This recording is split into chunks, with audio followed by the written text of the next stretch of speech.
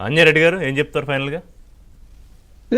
గత ప్రభుత్వంలో జరిగిన అన్యాయాన్ని ఈ కూటమి ప్రభుత్వము ఆ అన్యాయం నుంచి రైతులను కాపాడడానికి ప్రయత్నం చేస్తుంది. రైతులు అన్ని రకాలుగా ఆదుకోవడానికి ప్రయత్నించింది. గత ప్రభుత్వం స్ప్రింక్లర్స్ సబ్సిడీ కూడా ఇవ్వలేదండి.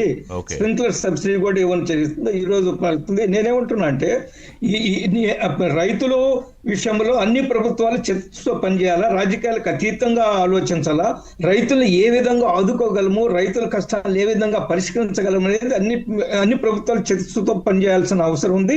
ఈ కూటమి ప్రభుత్వం ఆ దిశగా అడుగులేస్తుంది. ఈ కూటమి ప్రభుత్వం రైతుల కోసం నిరంతరం శ్రమిస్తుంది. ఈ కూటమి ప్రభుత్వం రైతులకు గౌరవం వచ్చేటట్టుగా వ్యవహరిస్తుంది. రైతులు ఎప్పుడు వ్యవసాయాన్ని పవిత్రంగా భావిస్తాడు ఋషి గారు. పవిత్రంగా మనం చూసాం.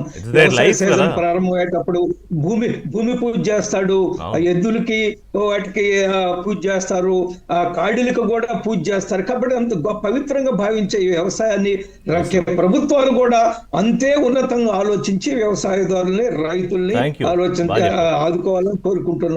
అంజారెడ్డి గారు, శ్రీనివాసరెడ్డి గారు, అంకమరావు గారు. సో అవసరమైతే వేరే చోట నుంచి ఒక 10 రూపాయలు తీసుకొచ్చి కూడా రైతుకు పెట్టడం వల్ల నష్టం లేదు అనేది.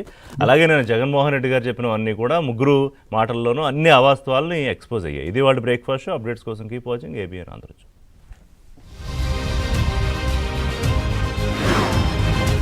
కన్స్ట్రక్టివ్ క్రిటిసిజం ఎప్పుడు చెయ్యరో, ఆయనకు అలవాటు కూడా లేదు. డిస్ట్రక్టివ్ పొలిటికల్ మైండ్ సెట్ ఉన్న నాయకుడు ఆయన.